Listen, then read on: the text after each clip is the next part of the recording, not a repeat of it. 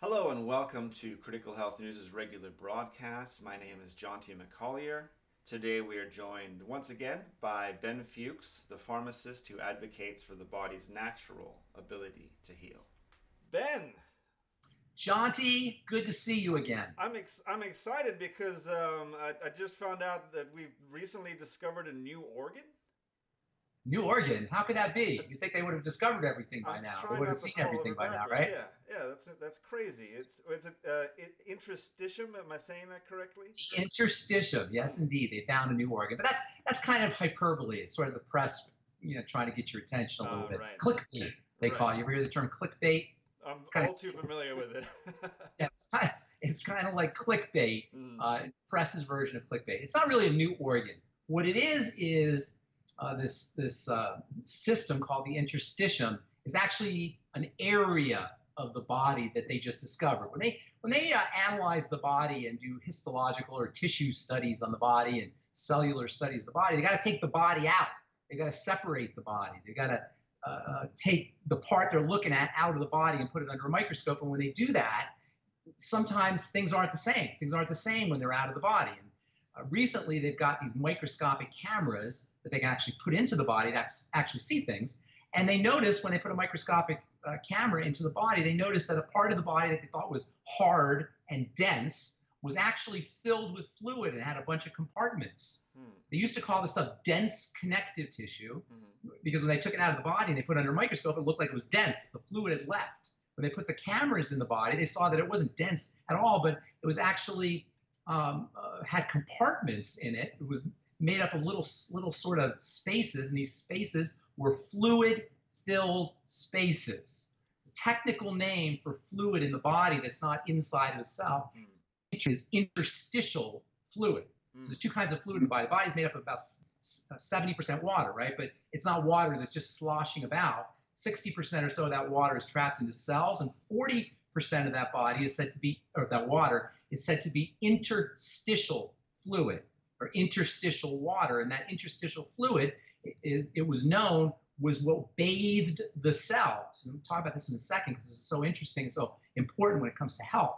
This interstitial fluid, it was known for eons, or I don't know, a couple hundred years anyway, that this interstitial fluid, this liquidy portion of the body, bathed the cells. But what they found out recently, in the last month or so, a couple months, at least this is when the paper was published, was that this interstitial fluid that bathes the cells also exists in compartments in the connective tissue. And this is so darn important when it comes to health.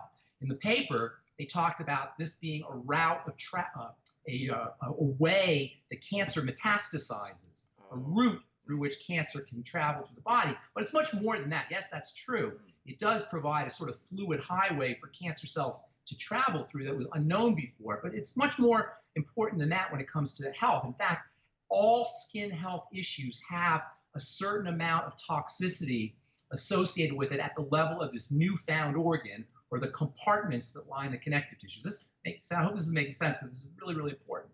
When we see a sickness and we see a disease, we tend to focus on the symptom, but we don't focus on the cause. And I've always said all disease is cell disease, but really it's not all disease is cell disease, and all cell disease is preceded by dirty blood. But it's really not the dirty blood that's preceding the cell disease. It's the dirty interstitium. See, the way the body is structured, the blood pumps around the circulatory system, starts at the heart, pumps around the circulatory system, but the pressure is so high that at the very tiniest levels of the circulatory system, it's called the capillaries, stuff leaks out. And that stuff that leaks out is basically the stuff that's in the blood, with the exception of the platelets and the red blood cells. So interstitial fluid is very similar to the plasma, the liquidy portion of the blood, but it also contains food. It also contains fatty acids, and it contains vitamins, and it contains hormones, and it contains oxygen and salt and various things that the cells need. So and this is how the cells get fed. The blood never touches the cells. I say all cell disease is preceded by dirty blood, but the blood never really touches the cells. The blood has to squeeze through the capillaries, and it's the interstitial fluid that comes out of the blood that feeds the cells. Are you with me here, Yeah. Jonty? So The interstitial fluid is the stuff that's surrounding the cells, and it contains all the nutrients to feed the cells. It contains the oxygen to oxygenate the cells. But here's something else it contains. It contains toxins that come out of the cell. So its role is it has two roles. It feeds the cells, it puts stuff into the cells, and it drains the toxins out of the cells.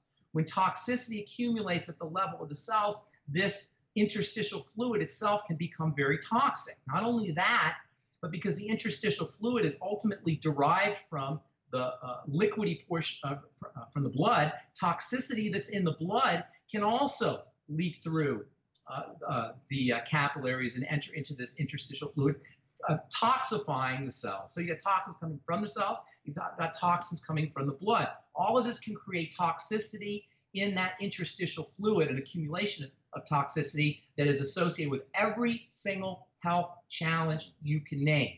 Now, this interstitial fluid, I should tell you, ultimately goes into the lymphatic system, and it's supposed to drain out of the lymphatic system, but when the lymph gets clogged itself, toxins can't leave the interstitial fluid. All of this is to say the interstitial fluid, the stuff that bathes the cells, and the stuff that is in the connective tissue underneath the skin, this is where the skin comes in, can become toxic, and at least can lead to all kinds of health challenges, autoimmune diseases, cancer, heart disease, lung disease, kidney disease. And as far as the skin goes, it can lead to things like boils, cystic acne, psoriasis, eczema, rosacea, and it's all secondary to this toxicity that's occurring at the level of the interstitial fluid, whether it's around the cells themselves, if you're talking about the internal part of the body, or in this kind of compartment, this new connective tissue compartment-filled space that contains the interstitial fluid.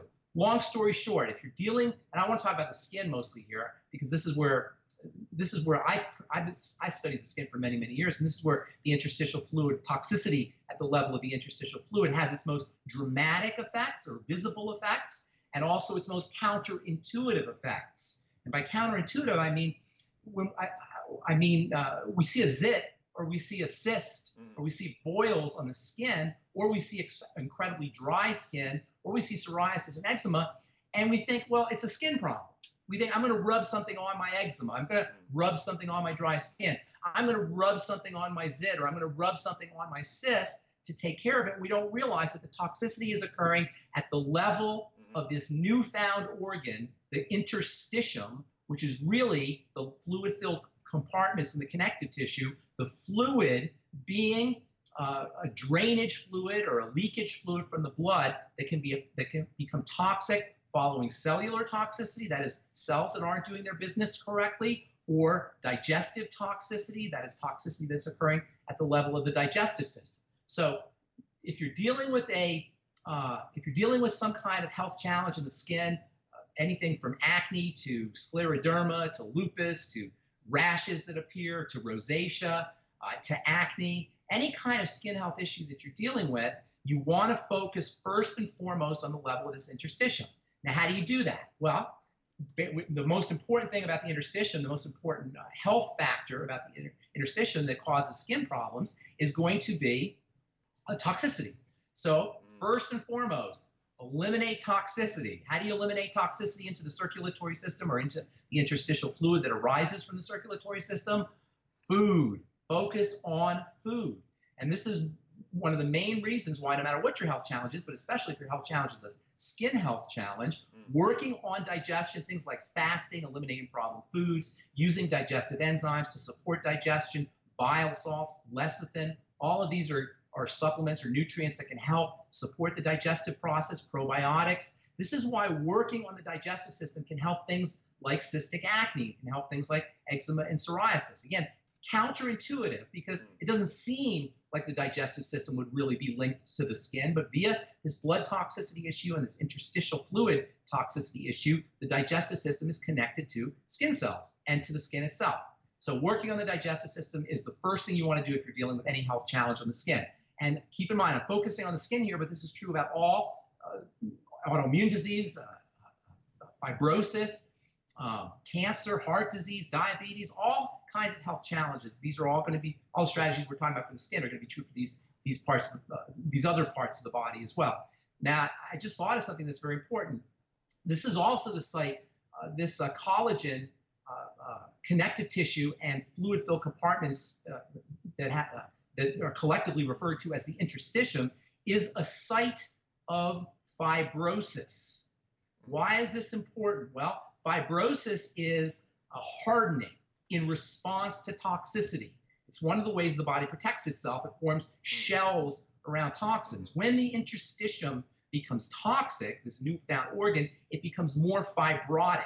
And because the interstitium is supposed to pump, basically, it's supposed to be compressed and be distended. One of its roles is as a shock absorber. This is one of the ways the interstitial fluid in the compartment enters the lymph.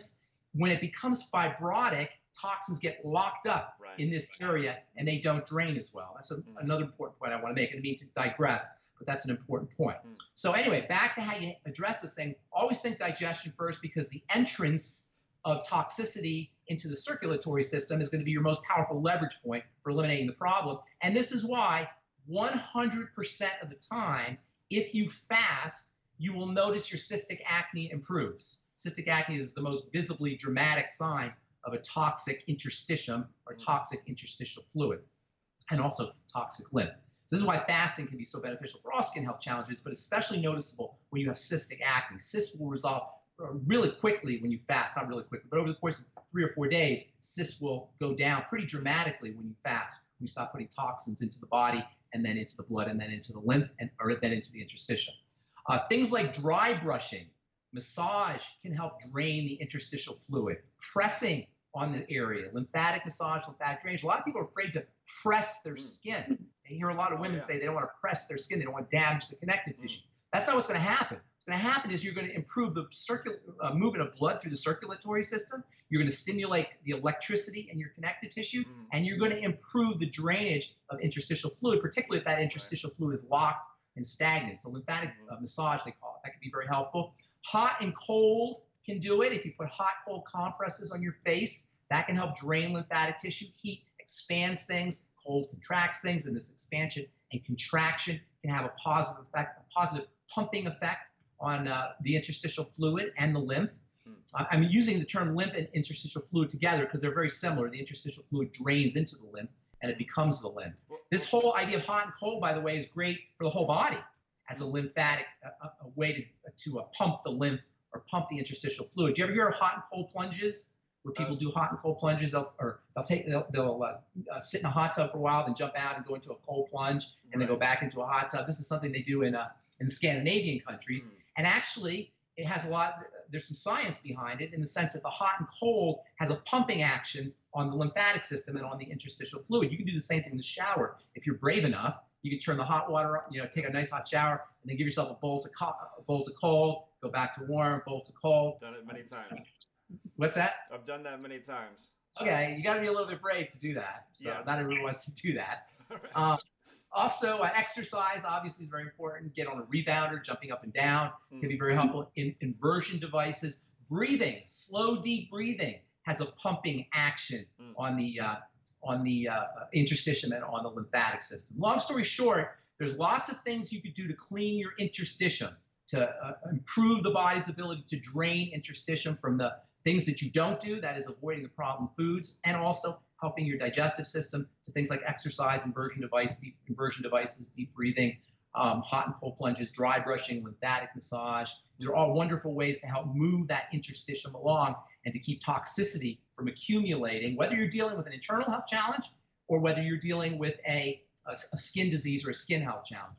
All disease is cell disease. All cell disease is preceded by dirty blood and a dirty toxic interstitium. Well, Ben, just the other day I was feeling a little toxic, basically, and I discovered this funny bump on my shoulder, and I thought, I got to do something here. So I popped on my running shoes and just bolted around the block a couple times, worked up a really good sweat, and boy, when I came back, I just felt like it was just oozing out of me. I was blowing it out my nose, and it was coming out of my skin everywhere. That's great. You're moving things along. If you're feeling like you're coming down with a cold, this is a great strategy. actually help move the toxicity through the lymph. If you feel like you're coming down with a cold, that's the time you want to exercise a little bit, or go into a sauna. That's another thing you can do, by the way, to help stimulate lymphatic drainage. Go into a sauna, or get on a rebounder, drink lots of water. All of these are ways that you can help improve the lymphatic system's drainage of the interstitial area. So when we talk about sickness, we think about cancer, heart disease, and autoimmune disease, and perhaps some real horrible skin condition.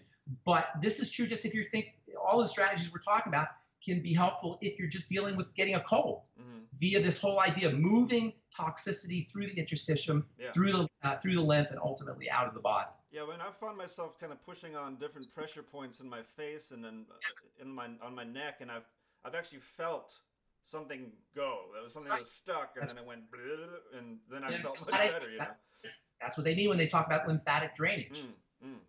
Oh well, there's got to be some kind of bad joke where you go up to somebody in a bar and you say something like, "Hey, do you have you seem like you have a dirty interstitium." That's true. If they're sick, you know, as a healthcare professional, I could see it on people's faces, dirty or toxic interstitiums. By the way, there's a few nutritional supplements that can help you with toxic interstitium. Vitamin E, probably one of the most important, as well as vitamin C. Both of these are detox nutrients. FucoidZ helps thin the blood and thereby can help improve lymphatic drainage.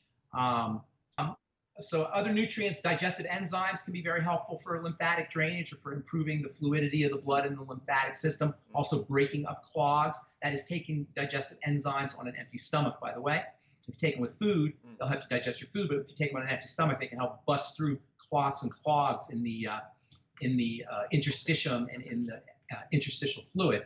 Also, helping build and strengthen collagen can be a strategy, not necessarily for working on the lymph, but for helping with the structural part of the interstitium. Glucosamine, Gluco-Gel caps, gelatin, bone broth protein. All of these can help build collagen, branch chain amino acids, collagen tripeptides. These are all strategies you can use. Bone soup. These are all strategies you can use to help build the connective tissue, which is a part of the interstitium.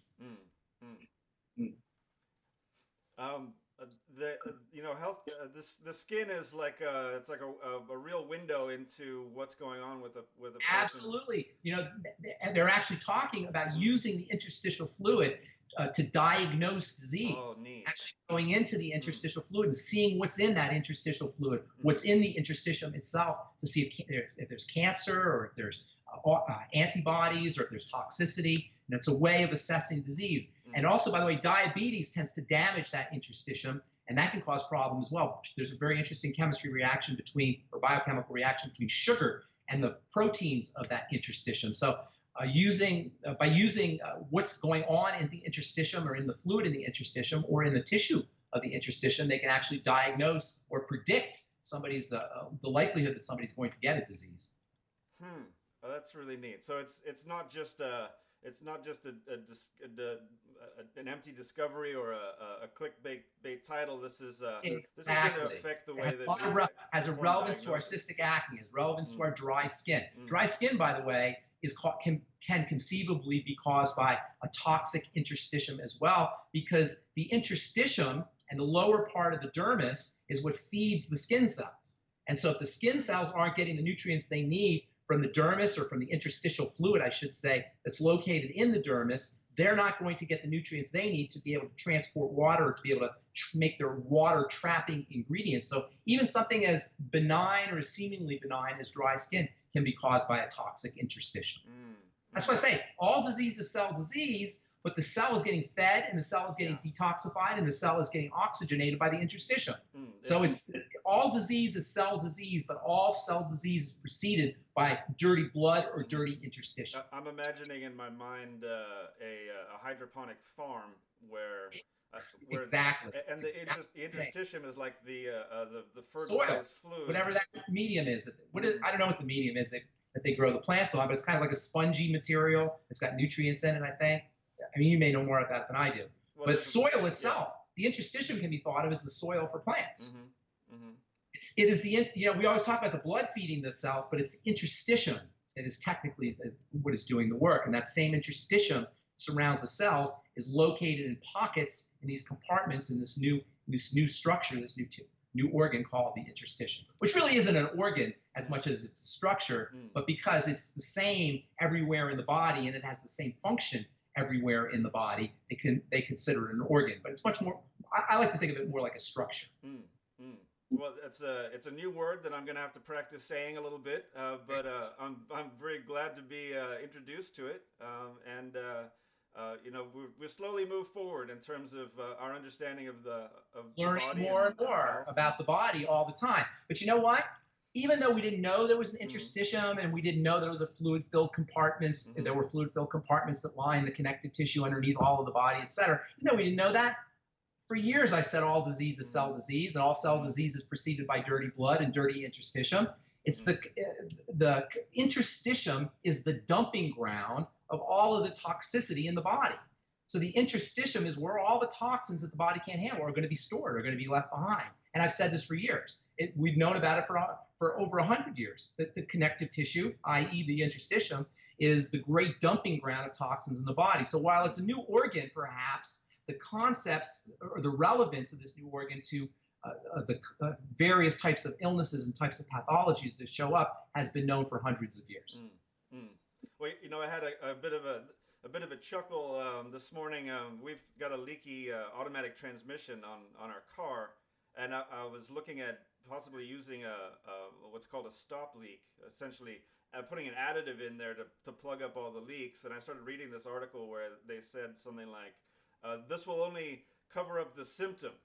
It won't address the actual cause. And I've heard this somewhere before. You've heard that before, right? I know. Exactly. If we just take care of the symptoms, we don't address the cause, we may be able to go a few more miles, but ultimately, it's not going to do our car any good. Right, exactly. It causes a whole bunch of additional problems because we're not actually fixing the problem. We set the bar so low, we set the standard so low on health that we're happy with just being able to get out of bed.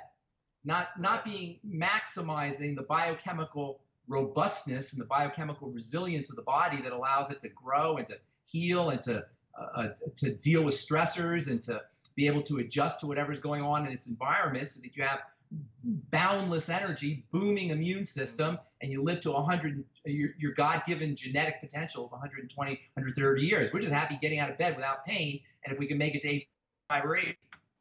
Right. Yeah, we're here to rejoice and thrive, not just survive. You know, there's more to it. Here to thrive. That's exactly right. We're here to thrive. Spiritually thrive, mentally thrive, emotionally thrive, and physically thrive. But if you can't, your physical body isn't working the way it should, it's very, very difficult to be spiritually, mentally, and emotionally correct when you're in pain or you're suffering, right? Absolutely. Ben, thanks a ton, man. I always love our talks, and I've learned more than just something new, many different things. I think I'm going to have to read up a little bit more. I want to see some pictures of it. I'm really curious. You know, thanks a bunch. We'll do this again. Thank you, good to talk to you again. Thank you all for joining us. This has been a Critical Health News broadcast. Please take a moment to subscribe to our YouTube channel. Follow us on Facebook. Visit criticalhealthnews.com for more alternative empowering articles and videos. And sign up for our newsletter.